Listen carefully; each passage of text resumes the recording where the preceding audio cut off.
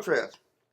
Okay, quickly, if you can, if it's such thing as quickly, tell me about your experience working in the entertainment industry. Um, at this point, other than I've had three experiences. Well, no, I've had more than that, but I've had leading up to the Brooks and Dunn experience, which was my biggest and longest experience. I did not move to Nashville to try to become a backup singer for a country group or anything like that. But this is how it worked for me. I got hired to do um, four shows in New York with an up and coming artist. She was a Sony artist. I went to New York. We did the shows. There were some Sony representatives there. I did a good job. I was on David Letterman the first time with her and did a good job there. And then we had three little showcase jobs. So I did a good job. When I got back to Nashville, within a month of doing that, Brooks and Dunn had emailed the Sony secretary who was in New York with me and said that they needed three more girls to sing on the CMA Awards. She put my name at the top of the list because she had just seen me a month before in New York, and they called me and I got to do backup vocals on one song with Brooks and Dunn for the CMA Awards. That was freaked me out a little bit because I had never done anything like that. I had to join AFTRA so that I could get paid from doing a television performance. So I had to sign up and pay my $900 in order to get paid for the TV performance. I bought a $30 dress at Ross. I put $25 worth of rhinestones on it. I had some cute little, probably $15 shoes. And voila, I got to do the CMA Awards. And that was the first time I met Kix and Ronnie. That was a brief meeting with them. I just, did a good job on that. It wasn't like there was any kind of vocal spot, but I just was part of the backup vocal girls and got my little check, and I was thankful. It was very exciting. Well, then about probably 6 weeks after that, I got a call to audition for Brooks and Dunn to go on the road. And I didn't understand why they called me because I wasn't trying to do that, but they were like, just come and audition and we'll let you know. Well, I ended up being sick the day of the audition. They grouped me with two other girls. They just literally threw us all together in these waiting rooms. And we had to work out parts on these three songs. And I was sick when I got there, so they kept pushing my group of three back. And we ended up being the last group of three on the last day of auditions. And by the time I got in there, my voice was not in good shape. I had a throat funk that was kind of clamping down on my vocal cords, which I'd never had before. And I was kind of freaking out. So I get in. We kind of worked out our parts. I get in. I shook Kix and Ronnie's hands and I said, "Hi, I'm Trez. Met you at the CMAs." Brushed through that real quick. And then I got up and told them I was sick. And I said, I hope I don't hurt anybody. I'll do the best I can. We did our three little songs. They asked us to sing a little bit by ourselves. Probably the biggest and best thing I did was I waved at the band because I had just seen them all at the CMAs, and that was probably something that worked in my favor. But couldn't sing very well. Got done with the audition, said, "Okay, nice to see you guys again." Left there, didn't let them see me sweat, and then I got in my car and cried for 20 minutes because I was humiliated because I couldn't sing. I was singing in 7 bands at the time and cleaning 2 houses trying to pay my rent. And within a week, I got a call back literally while I was cleaning the toilet. My phone rings and it's the musical director for Brooks and Dunn. And I was like, hold on a second, hold on. So I went and sat down and he said, "You made it through the first round of auditions and we want you to come and do a weekend with us." And I was like, What? I go, did you hear us? We weren't the best sounding group of three. And he said, you made it through. We want you to come do a weekend. And I said, well, I work with 7 bands. When is it? I'm probably booked. And he said, January, blah, blah, blah. And I happened to be off. And I was like, how many songs do I have to learn? And he's like, come pick up the CDs. There's probably going to be about, I think I probably had to learn 15 to 20 songs. I had about 2 weeks to do it and had to get together with the other girls. And we went and we did our first weekend in Atlantic City. And we didn't know what to wear. They were just trying it out. So we kind of just wore something black and we worked on our parts the best we could. I took all the low parts because the other 2 girls were very young and their voices just didn't have that depth. And for us to be a trio of 3 voices, somebody needed to be on the bottom. So I took the low parts and we got done with the first night and Kix and Ronnie wanted to see us in their dressing room. And I was sitting in the dressing room with the girls and I said, look, they're either going to love it or we're fired. I said, whatever they say to us, just say thank you and get back in the dressing room and then we'll talk about it. Then we'll cry, then we'll laugh, then we'll whatever. But just be professional in front of them. So they brought us in, they uncorked the champagne, and I was like, oh my God, this is going to be the nicest firing I've ever had.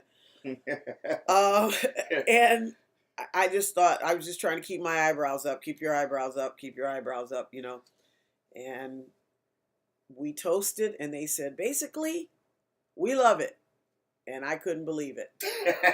And I drank my entire glass of champagne, and I put it back down. I was like, get to the dressing room.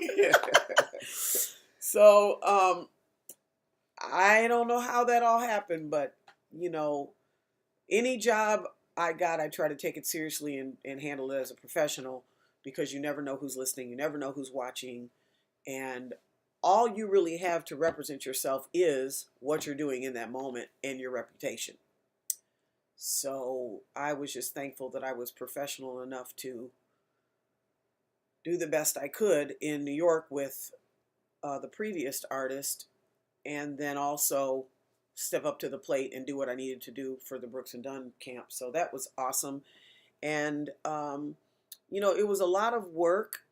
Traveling is more than a notion, but it was very rewarding and really, really fun. And what I loved the most was being able to get paid, knowing that I was going to get paid and how much I was going to get paid, and the fact that everything was handled for us because there was a tour manager. So I didn't have to set up equipment.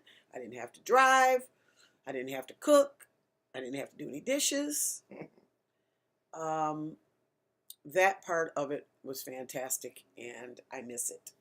Okay, great. Trez, now, Yes. on that same note, okay, so in the contract situations, how were you presented with contracts, you know, while during that time that you were Brooks and Dunn? Was it a situation where you go into this big legal situation where, you know, there are attorneys, you know, because we visualize Right. as up and coming artists that, you know, you're there with these, you know, with the suits and Right. you're across, you know, this board table from someone. Is that reality, or how was it? How, you know, what was your experience with that? My experience was when we first got hired and we were, you know, signing up everything so that we could get paid.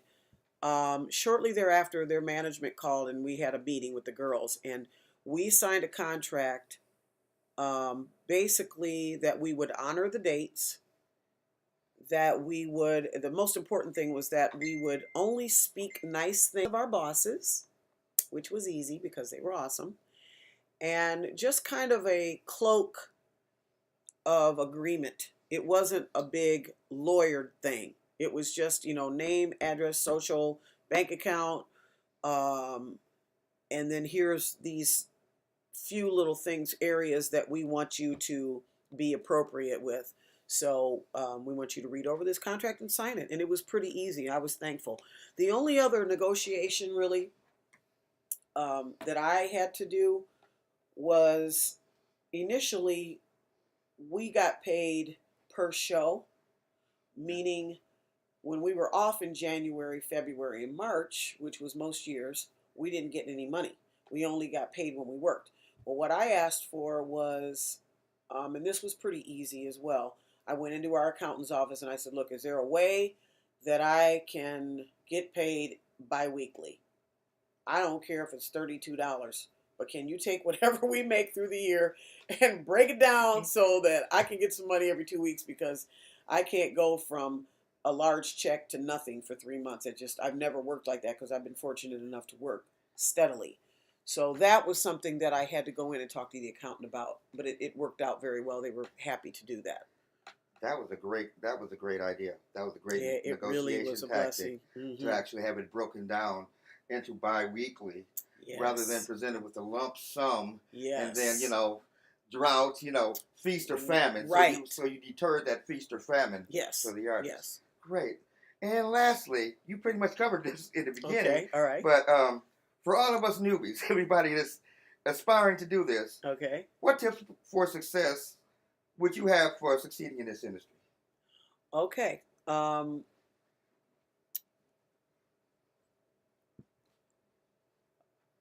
First of all, be on time and be prepared when whatever you're doing.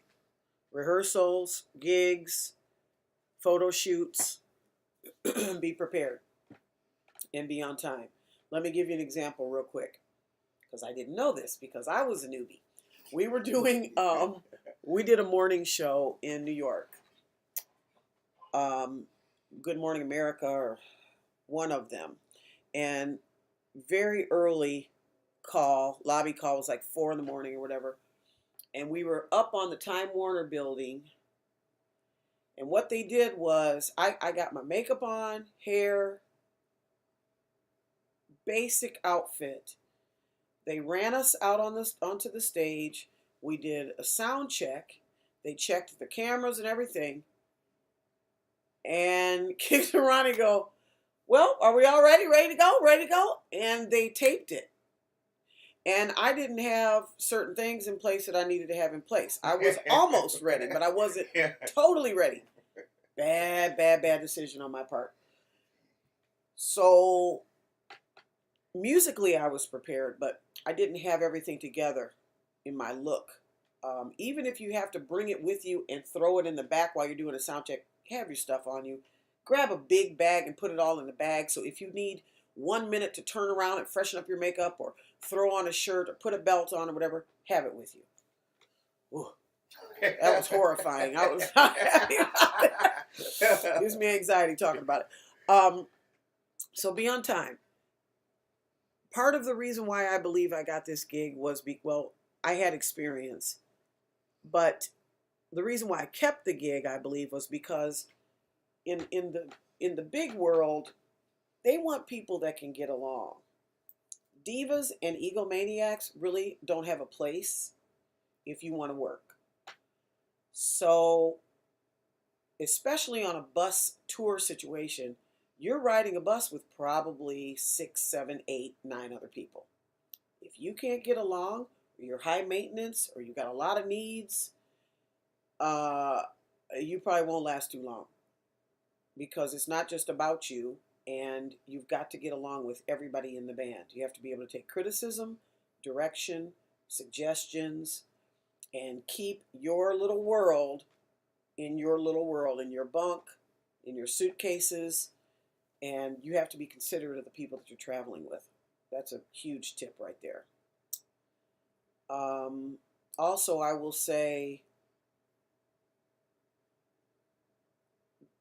be well groomed.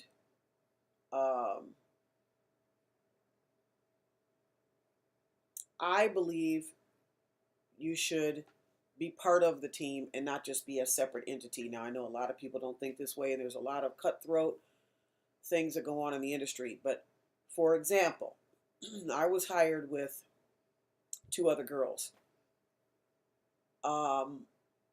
One of the wives used to love to get me alone, and she'd go, when are you just going to let loose and do your thing up there? Just dance, sing it, do your thing. I know you got it in you. I know it's in there. Just go ahead, let it fly. And I said, thank you, But I am part of a vocal trio backup singers, and I don't want it to be the Trez show. I wanted us to be a unit where we looked uniform up there. I thought because Brooks and Dunn were such a classy group, I wanted us to fit in well.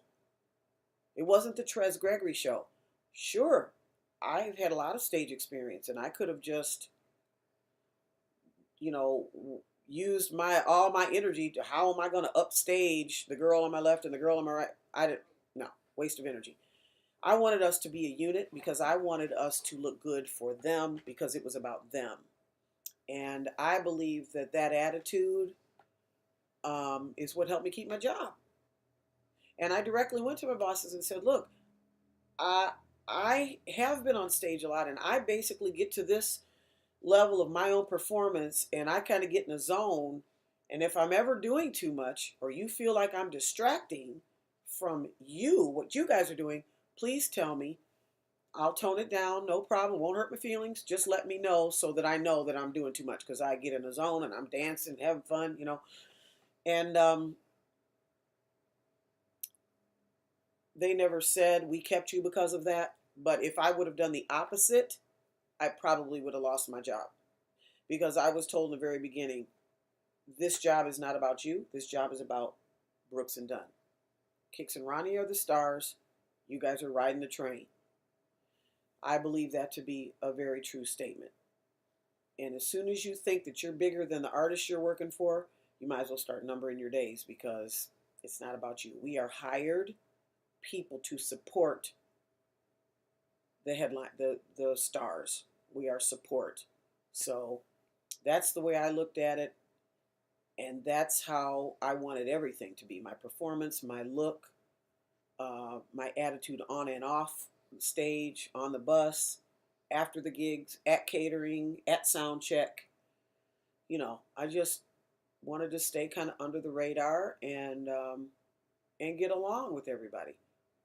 Because you're traveling with almost like a second family. The last thing they need is somebody being demanding and being a diva and being difficult. There's too many people that could step into your position immediately. So don't ever think that, don't ever get cocky.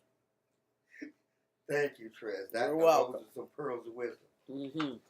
All righty. Thank you. Thank you. For Sale family, friends, and instructors, this is the end of my podcast.